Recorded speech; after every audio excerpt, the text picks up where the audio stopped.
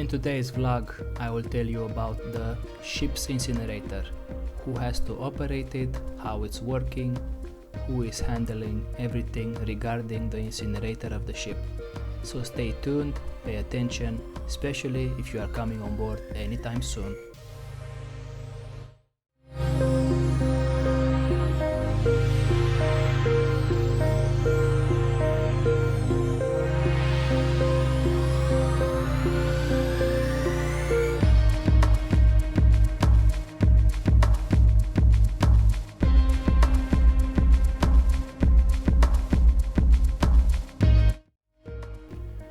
The ship incinerator is a very important piece of equipment on board any vessel around the world. I will give you first of all an overview of the equipment, and then we will get in more details. Like I said at the beginning, I will tell you who has to operate it, how it's actually working, and how we take care of it, because we have to keep it in good working condition. We have to request any spare parts that we require just to keep this operational. The incinerator is used to burn sludge, paper, cartons, things like that. You are not allowed to put plastic or flanges or anything like that. This is the furnace that I am showing you now, and you will put inside anything that you have to burn. This has to be used by skilled engineers. You will have quick training if you are coming on board as a cadet. The second engineer will teach you how to use this, and it's a critical equipment, like I told you. This is one of the sensors, and that is another sensor. You have sensors on the door in case the incinerator is not locked properly. It will not burn, the flame will not start. And this is the main panel. You can see here the alarms that will be coming when you are testing, or if you have any problems with the incinerator. At the bottom you have the supply with diesel. This is the electrical panel, and as an electrician, if I have any troubleshooting to do, first of all, this is where I will look first. You can see there I have installed two switches to test the high temperature of the furnace and low temperature of the furnace.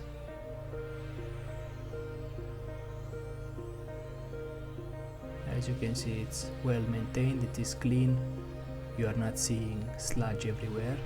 Here at the bottom there is a flame eye. It is very important for the flame eye to work properly, because the incinerator will not start otherwise. This is the supply with sludge and diesel. There are some coils on the supply line, and this is the sludge tank. The sludge tank is used to collect all the sludge on board the vessel from the main engine, from the separators, and then it will be used by the incinerator. It will burn, because if the ship does not have a working incinerator, then the company has to pay barges in every port to discharge this sludge. We are not allowed to throw it in the ocean. That is pollution, and you can go to jail for something like that. So the company will always insist to have a working incinerator on board the vessel, so you can burn the sludge. In this way they are saving a lot of money, and they do not have to pay for a barge in every port to dislodge your vessel. That is the fun on top of the incinerator, to take out the burning gases. And this is the thermostat of the chamber. So this is an overview of the incinerator. It is a big piece of equipment that you need to take care of. At the top there, as you can see, there is a flame eye. That is for the fire system on board the vessel, in case there is a fire breaking out of the incinerator, if there is any problems.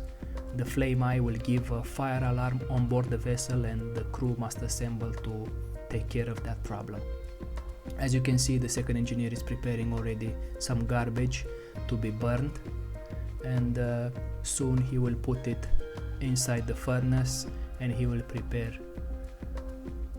to burn it.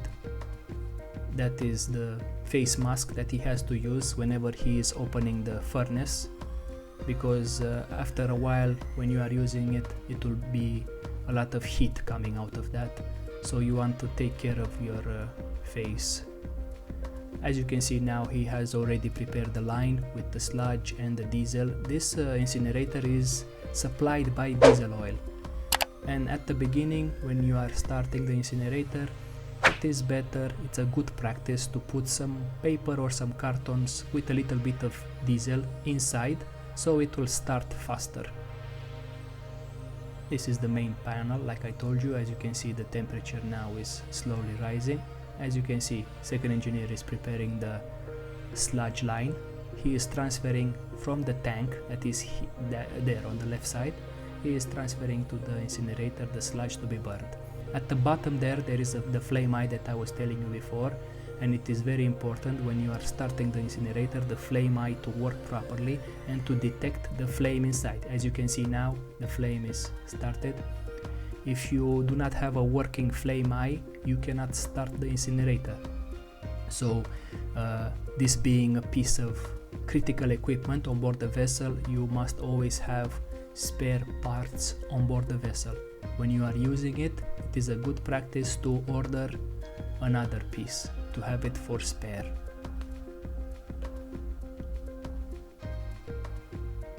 Usually on most ships that I have been, and from my experience, the second engineer is in charge of the incinerator, but usually if you have on board a fourth engineer, he will delegate this job to the fourth engineer, and later on, if you have an engine cadet, he will get this job. Second engineer is management.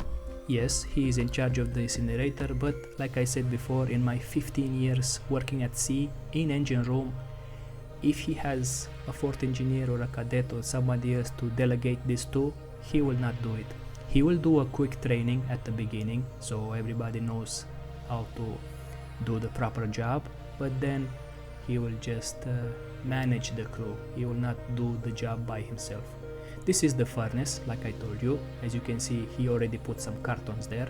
Once in a while, the crew has to open the furnace and clean all the ashes, and then they will put the ashes in some special barrels. As you can imagine, whenever you are burning these things, you are saving the company a lot of money. Besides the sludge that I told you earlier, you are burning a lot of cartons and a lot of paper. These are coming from the spare parts or from the provision. You will have a lot of garbage on board and you have to burn it, and then you collect the ash, you put it in a barrel, and after a while when the barrels get full, you transfer them to the shore. You have to pay, but as you can imagine, it will be much cheaper and it will be a smaller quantity of garbage that you have to discharge. This is the sludge tank. There is a sight glass over there, as you can see yourself. The second engineer is taking care of everything. Now, since he was operating this, I was thinking I would make a vlog for you guys just to show you the full operation of the incinerator. As you can see, the temperature is slowly increasing. This type of incinerator can have temperatures up to 1000 degrees Celsius. So it is very dangerous if you do not know how to operate it properly. Me, as an electrician, I have to test every month all the alarms just to be sure that everything is working in good condition and it is safe for the crew operating it. I have to test the high temperature, low temperature, diesel, if the diesel supply is working, and there are about 12 alarms that I have to test every month. Usually I do it on a Saturday together with the safety alarms that I do all over the engine room. As you can see, the temperature is rising Now, since he is burning sludge, the temperature will go up to, as you can already see, plus 900 degrees Celsius. If he is burning only cartons and paper, the temperature will be much lower. You do not need to raise the temperature so high for only cartons. And it is a good practice to put all the garbage in paper bags, not plastic bags like you saw now.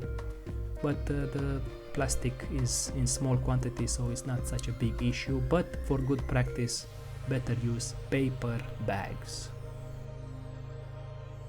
And that is all the information that I have for you regarding the ship incinerator. If you have additional questions, I wait for you in the comment section down below. Don't forget to like the clip and share it to your friends, and subscribe to the channel for more of the seaman life. Thank you very much for your attention and have a wonderful day. Goodbye.